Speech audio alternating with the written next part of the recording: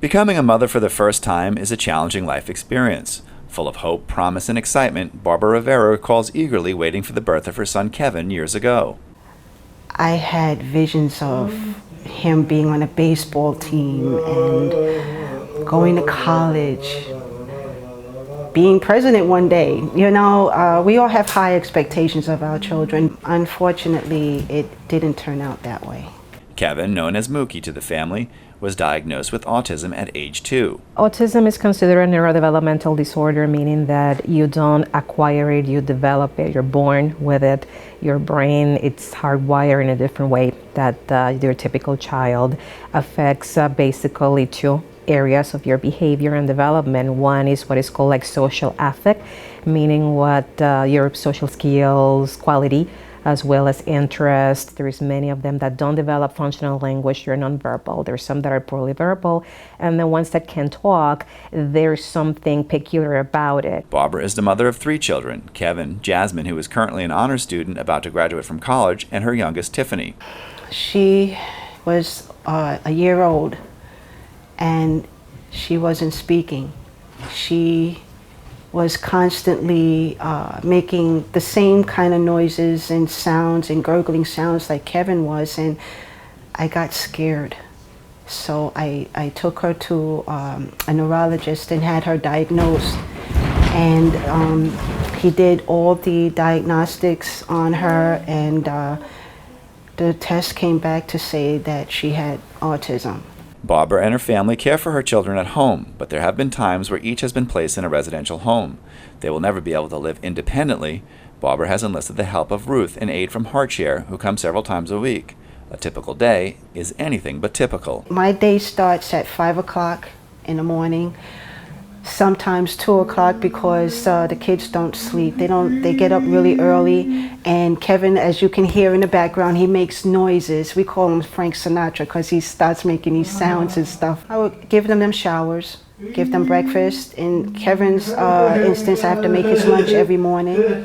I get them dressed. Sometimes Tiffany does not want to get up in the morning, so she starts screaming, knocking things over. So I have to step back a little bit, take a deep breath, try to talk her down, sing to her a little bit because music calms her down. We call her the singing diva because she loves to sing. She loves music. Make their breakfast, get them ready for school. It can be a nightmare sometimes because when I'm in this house with the both of them by myself, I get the feeling like Kevin looks at Tiffany and Tiffany looks at Kevin, and it seems like they say, let's get her, because they get into everything you can possibly think of. Tiffany knocks things over, then she sets Kevin off and he starts biting himself when he gets upset. Unfortunately, many of my moms are in therapy or have to take medication. There's a lot of strain as well in the family. As far as I know, the rates of divorce among the parents of autistic children, it's high. So it has to create some strength or some strains because there may be a difference of opinions as to how to address certain issues. The father may be too stressed out as to with the situation. There's some that walk out of the home because they cannot deal with it, and then the parent is left alone, dealing with the situation. Very unfortunate cases in which the parents have gotten so overwhelmed they have tried to hurt their children. Unfortunately, it's in the press. There's like many cases that have come, to the public attention of that. But it is expected, that these parents are very overwhelmed, and of course, they're going to carry an emotional burden. With the children aging, something had to be done to ensure the safety and well-being at a time when their parents will not be around to care for them. Barbara knew this and has planned accordingly. I know I'm not going to always be here for them, and I already got them on lists, whether it's for residential in the near future. And I don't want to wait until the last minute. I don't want to put that burden on my daughter. And then another burden it is, you have to go through guardianship. My type of mentality is, they're my biological children. Why do I have to go and get them, to get guardianship for someone who I brought into the world? But I understand it now, because you have to make sure that their needs and their life, everything that they own, is protected. I think the ideal for an autistic person is to have both the family and the place to go, because they sometimes need a little bit distance too from their own home.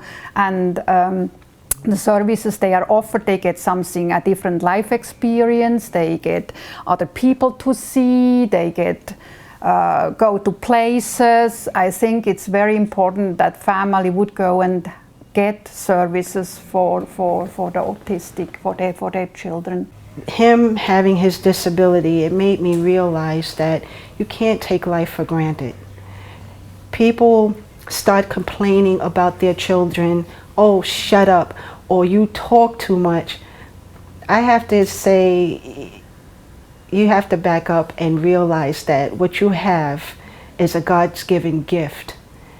Do you know what I would give if my kids could talk too much, or they're loud, or they can constantly, mommy, mommy, mommy? I said, never tell your child to shut up, because one day you have to be careful what you wish for. They might just give you what you want, and then you're going to be in my shoes, and then you're going to be wishing, oh man, why did I say that? I just live life to the fullest and make sure my children are happy, which thank God they are, and like to think that I'm doing the right thing by them. They didn't come with instructions. I can only go by trial and error and learn from the errors. Still, there are moments when Barbara reflects on the joys of motherhood like any other mom does. She proudly displays a drawing from Tiffany. You cannot say that they don't understand what you're saying or understand what's going on around them. We cannot put a limit on what they are comprehending.